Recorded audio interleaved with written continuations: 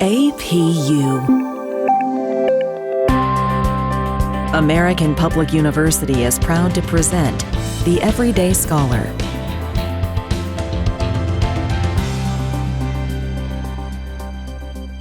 Hello, my name is Dr. Bjorn Mercer, and today we're talking to Alexa Chilcutt, Executive Education Faculty at Johns Hopkins Carey Business School. And our conversation today is about executive leadership and communication. Welcome, Alexa. Welcome. I'm glad to be here. Excellent. This is a great topic because for so many students and people, they think about, wow, what will my career be like years down the road? And what will happen if I become an executive? And so this is exciting because you deal with executives and you deal with leadership and how they communicate. And so this really leads into the first question is, begin by telling us how you transition from teaching at the university level to executive education. I have always really enjoyed the practical application of communication concepts. I did not go all the way through academia as some people do as far as undergrad, then master's, then PhD. I actually got my undergrad and then worked as a development director. So I had a very kind of outward facing job, got a master's a little later on in advertising and public relations, once again, very applied in that program, and then rolled into a PhD program. But my mentor was a consultant on the side and did a lot of training and executive programs. And I just really kind of leaned into that. I loved teaching professionals. And so I've always kind of kept that kind of foot on that side of the fence as well as in academia. And I love that you have a path, which I would describe as very traditional. I think in academia, we think of, everybody has a doctorate. And that's just not true.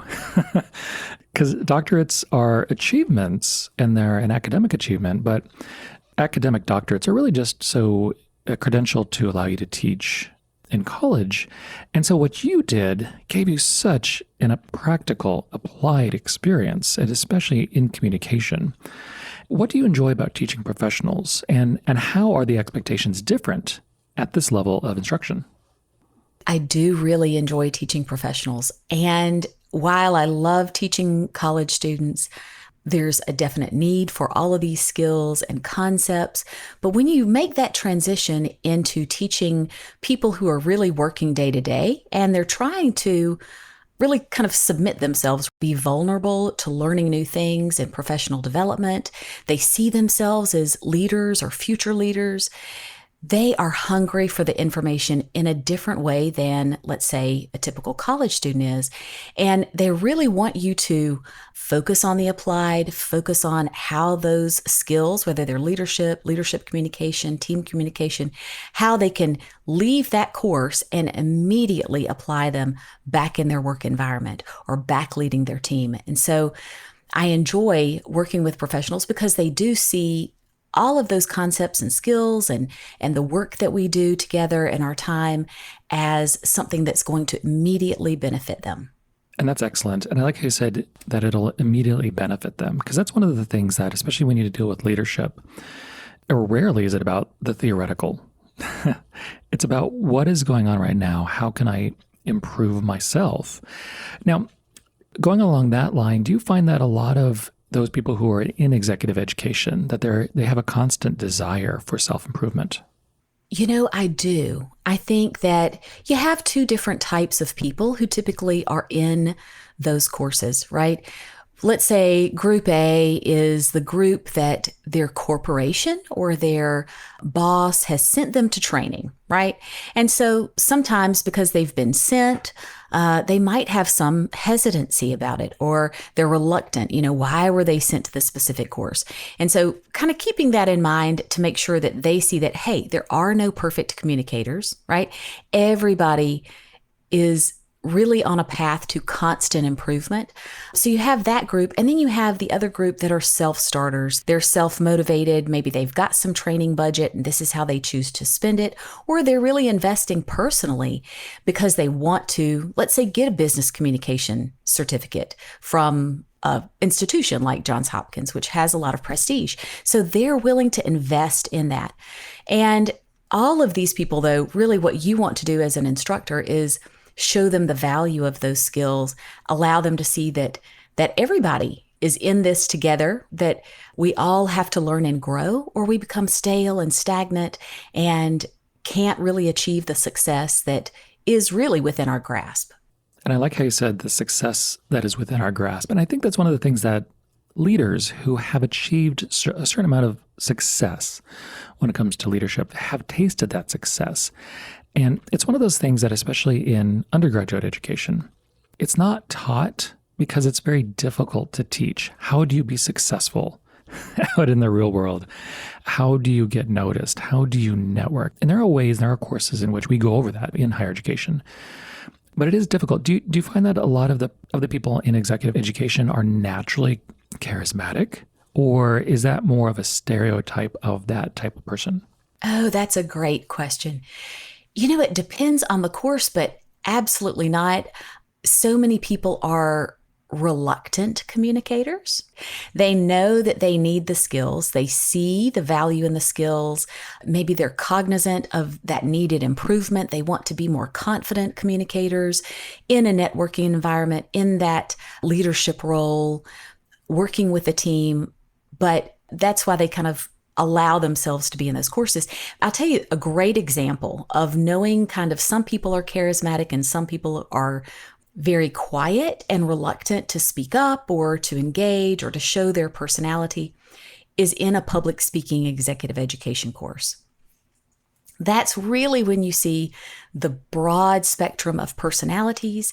Everybody is there for the same reason. Everyone wants to improve on those skills, but you're having to work with and tease out all of the personalities and really just kind of work toward, hey, we all have different skill sets. We're all naturally gifted in some areas and have weaknesses. But from the beginning of this course to the end of this course, that level of confidence is going to increase. That anxiety around the speaking situation will hopefully decrease. And so I don't think that, while we might think that the stereotype of people who submit themselves to executive education are already executives, are already confident leaders, I find that many are kind of mid-management and they're just really working up to more of an executive level, and they know that they need to hone those skills, build those skills to be seen as more credible in that space. And I'm glad you brought that up about mid-management, because in any career, unless I'll just kind of throw out a theoretical, you're a super driven person and you get noticed by a leader, and then for some reason you just keep on moving up.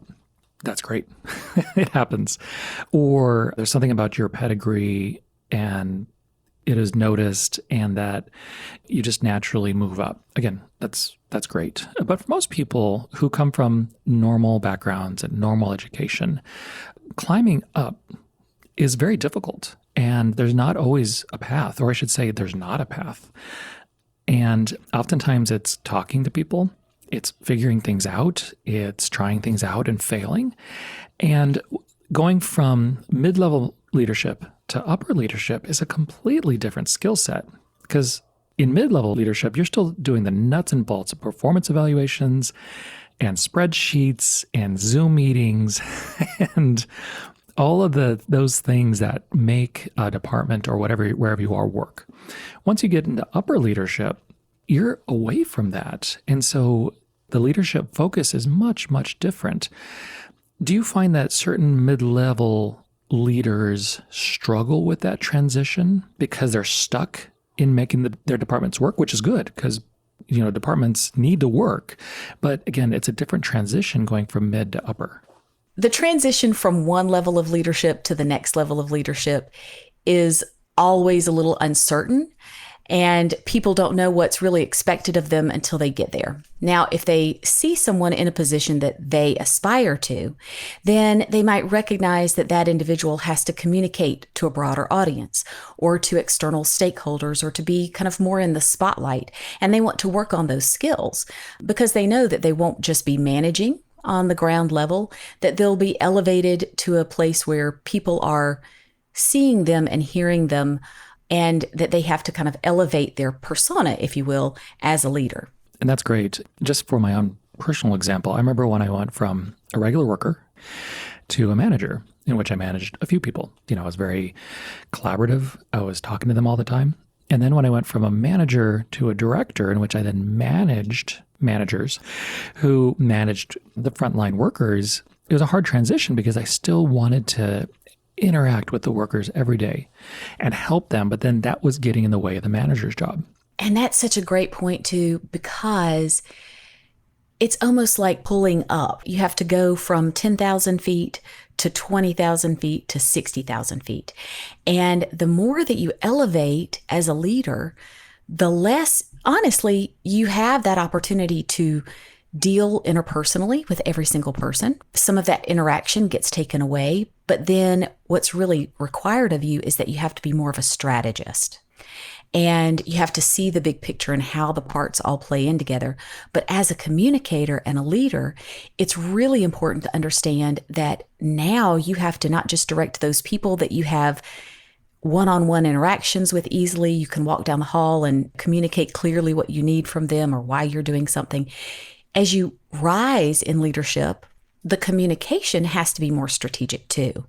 So you're having to communicate in a way that is clear to a lot of people, that is consistent, that is transparent to a certain degree, like why changes are being made, how they were made, how it impacts a larger group of people, what you need from them or what it means to them. And then you had that example of then managing managers. Then you have to communicate to the managers. You have to have, that becomes your core circle. And talking to them about, all right, how are they implementing those changes and what do they need from you? I love the example of academia. You start out as a faculty member and you do a thing and you do it well. And that thing might be teaching and researching or just teaching. And someone sees that you do it well and that you're a little bit of a thought leader and that people respond positively to you. And then all of a sudden they make you a department chair. Now, do you really actually have the skills to become a department chair? I would say that most of the time, no. It's kind of this, you did that well and you move up. But you see the same thing in organizations. Someone does one job well and they get elevated to a position that, as you mentioned earlier, in college, right? We're not necessarily taught a lot about leadership or strategy or professionalism in a way that is really applicable or that students can see how that would really affect them or impact them. And this is where executive education comes in. People are learning as you go. And that's the beautiful thing about someone who is emotionally intelligent. We've talked about emotional intelligence before, where it's the EQ in balance with the IQ. So you're smart and you're really good at doing that thing. But now can you be self-aware and understand how your interactions with people affect their perceptions or how they work with you? And so it's that emotional intelligence, that self-awareness and willing to self-regulate to improve the social skills that you're motivated to do that, to subject yourself or to put yourself in those courses that really help you build those skills along the way. And I love that you talked about emotional intelligence because as a leader, you have to know yourself. Because when you're a worker or a faculty member, your success is your own. You work hard. You create projects, you write, you do things, you own that. And it's wonderful. When you become a manager or, like you said, department chair, your success is actually the success of others. And so you have to facilitate and collaborate. And most important, you have to inspire them to do the best possible job they can. And that's where, like, when you become a manager or a director, to use the director who manages managers or the department chair who manages a department, is you have to support your people and you have to inspire them and give them the tools and fully and openly communicate. Because when they are successful, that's when you are successful. And it's only when they're successful can you then be recognized by your peers or by leadership as success. Because if you're too much in their business, you're going to start micromanaging them. And there's nothing that people hate more than being told what to do. Or if you're telling an employee what to do and it's the manager's job, then you're just jumping over the manager. Then that manager will not be motivated. And if you could see me, you would see that I'm smiling at what you're saying. It is really about ego in a lot of ways. And I think that's where emotional intelligence comes in too. When I talk to people about emotional intelligence, I'll ask them, don't we all know someone who's incredibly intelligent, has a high IQ? We can all identify those people, but they couldn't get out of a wet paper bag. They just could not socially navigate the waters and understand how to collaborate well or to lead well. That high IQ is wonderful for that thing, right? The teaching, the research, the whatever that makes that individual stand out. But when you shift into a leadership role and the higher you get up in that leadership, you're correct. The less it really is about you. And that's where that ego shift, right, needs to happen. That's also where that learning comes in. You have to be self-aware and open to self-regulation. Wow, I'm not perfect. I don't have all the answers. My way isn't always the right way. How can I be an inspiring leader without dictating what everyone should do? How can I bring the best out in people? And that really is someone who can kind of separate themselves from having to have the spotlight all the time, right? I was talking to the executive education director, and we were discussing our business communication certificate path and new faculty that we're bringing on to teach new courses. And she was asking me questions. And I said, you know what? This is not about me. I see everything from the consumer's lens. If we make these great courses for the consumers, then the consumers will take more courses, and that's a win-win for the instructors, and then it's a win-win for executive education. Someone who is a leader and a successful leader has a win-win mentality, not a competing mentality. And I think to go back to kind of, let's say, sales, you are the top number one salesperson or the top researcher in your department. That's a lot about personal, as you said, personal hard work and then recognition, but it is also an ego kind of trip. And so moving out of that into something that you're leading people, that's just where that emotional intelligence comes in, and where people really, if they want to learn how to be good leaders, open themselves up to examination, assessment, and continued learning. Exactly. And I love that, again, you talked about ego, because there's nothing that inhibits people from not only growing, but from their own success and their own ego, because they will be focused on, how is all of this affecting me? And again, really, it's about, how am I potentially influencing others to find their own greatness? And so today we're speaking with Alexa Chilcutt, and we'll be right back after a short break.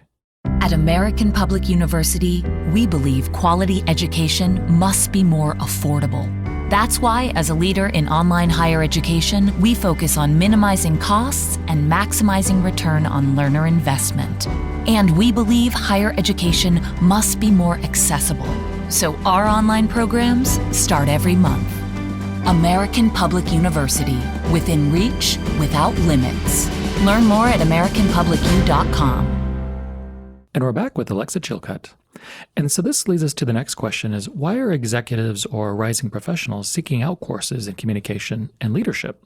Communication really is the key to effective leadership. And I think a lot of times leaders may think that it's, as we were talking about earlier, their skill that should be kind of leading. But when you think about creating a team, what are the best characteristics of leaders? Leaders are seen as authentic.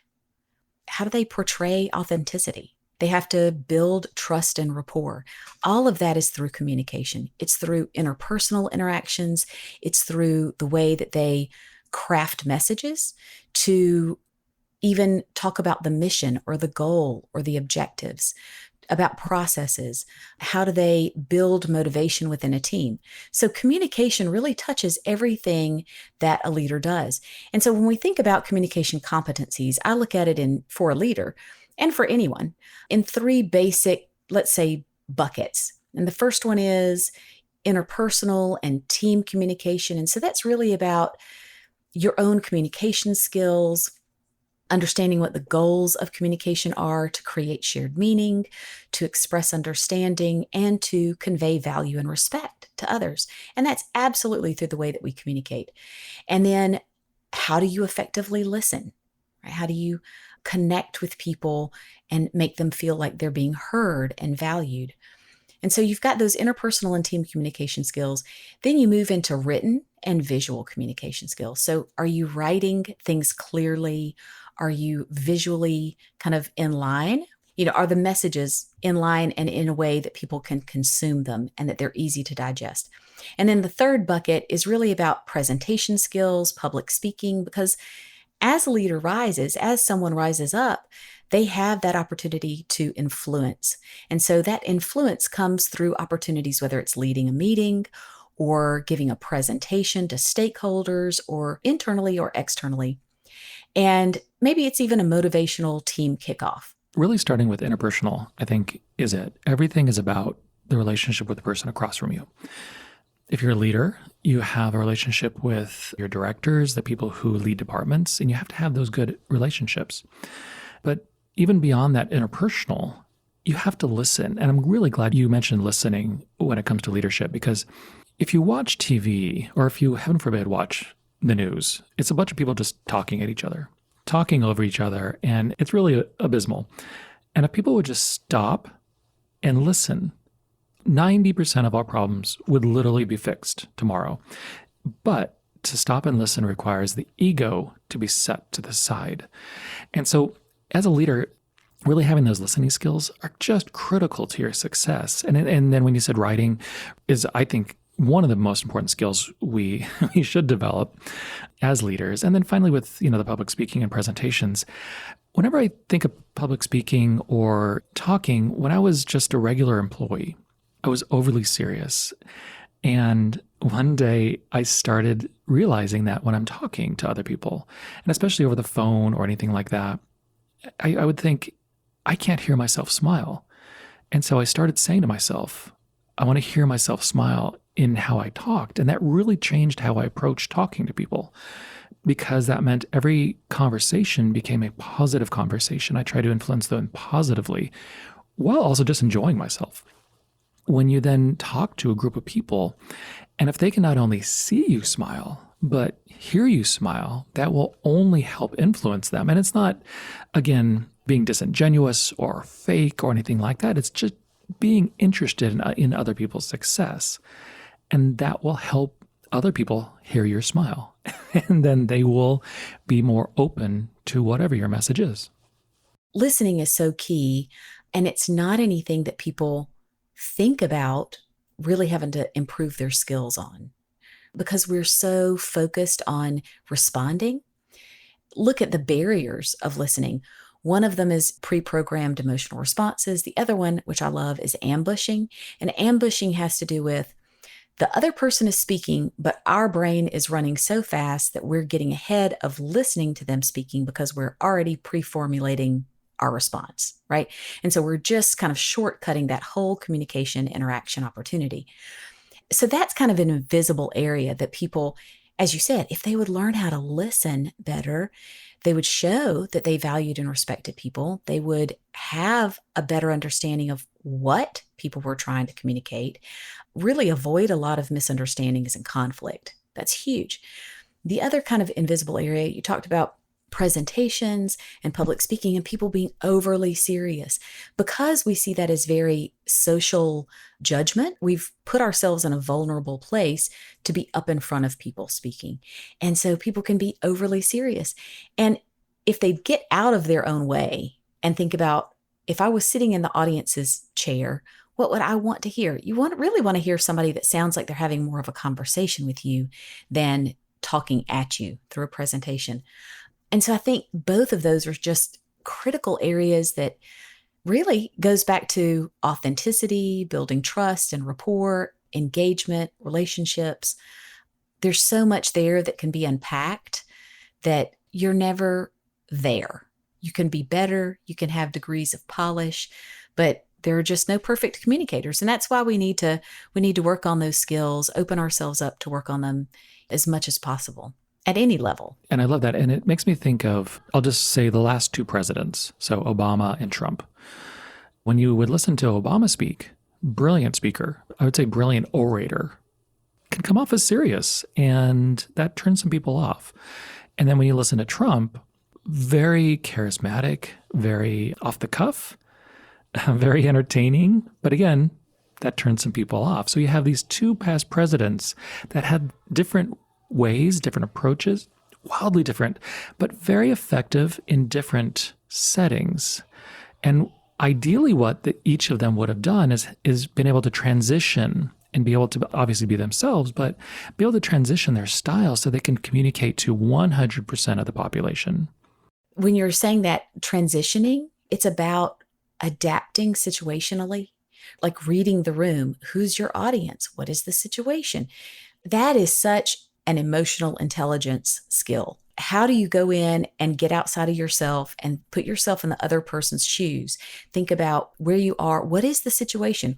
What does the situation call for? What kind of tone? What is it that this audience actually wants to hear about? And I loved your examples of Obama and Trump because stylistically, you're correct, wildly different styles. And they attracted different audiences at different times and were good in different situations. But both parties, people could look at, and let's say a criticism of Obama was that sometimes people would say, well, I don't know how authentic he is because he has a very kind of Baptist preacher style a lot of the times. Cadence, he was a great orator, but cadence, and he'd have rhythm and dramatic pauses. And so you had that kind of thing where Trump, because he was so not scripted, would that would come across as authentic sometimes, for sure. But then, he wasn't on task, right? On point. And so thinking about adaptability and agility is such a key word today in leadership. And for anybody who's studying public speaking, if you look at Obama and Trump and you take the best of each, you could have one of the best secrets for success you could imagine of the orator. And when we say orator, the kind of the old-fashioned giving a speech kind of oration. And with Trump, there's no more authentic way of speaking and just talking to a crowd, almost improvising.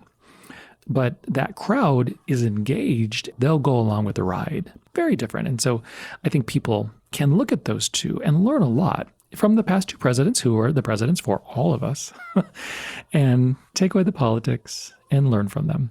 To your point, showing your personality, not being afraid to be okay with being, hey, if you've got a great sense of humor and you're a little quirky, know the presentation, know what you're going to understand your audience, know what the message is, understand what you're trying to get across, have it prepared, all of that, but also be okay with showing who you are in an authentic way, because not being so formal, and both of those examples, right, showed kind of their authentic selves, but it's okay. And I think we've been told that if we want to be good at public speaking or presenting, that we have to be incredibly formal in that delivery. That's really not a way to connect and influence an audience. Exactly. Really great conversation today, Alexa. Any final words, any suggested resources for our listeners? As we were discussing emotional intelligence, I kind of wrote down a couple of books that if anybody's listening and they want to kind of really investigate this, Harvard Business Review has a book. You can find it on Amazon, but it's the best of emotional intelligence. It's a blue book, and it just on the front, emotional intelligence. You can look that up, but it's by Harvard Business Review, and it has articles. The seminal article by Daniel Goleman, What Makes a Leader, is in there. It's really informed by research about what makes successful leaders and how that ties to these elements of emotional intelligence. Then there's a kind of a, if you will, a pop press book. It's called Ego is the Enemy. Ego is the Enemy by Ryan Holiday. Once again, it's on Amazon. You can find it there. I've read it. Really relatable, great personal lessons about ego, how to kind of take your ego out of certain situations and really examine them objectively. But great book. Love that. And he has a good series of a lot of books. And then for the listening, when we were talking about that, Chris Voss, I don't know if you, Bjorn, have heard of Masterclass series. Chris Voss, I discovered him through a masterclass that he did. He was a lead hostage negotiator. He's got a book, Never Split the Difference. And it's about negotiating, but there's so much on relating and connecting to people and listening and some skills for listening. But if you don't want the book and you just want to look up on YouTube, Chris Voss, VOSS, he has a lot of different videos from workshops that he's led or TED Talks that he's given or interviews that talk about different active listening methods and ways to really communicate and build trust and rapport with people. So those would be my suggestions if anybody kind of wants to start on their own path to continue development, professional learning. Those are some great resources to begin with. Thank you for those absolutely wonderful resources. And it's been a really great conversation today about executive leadership.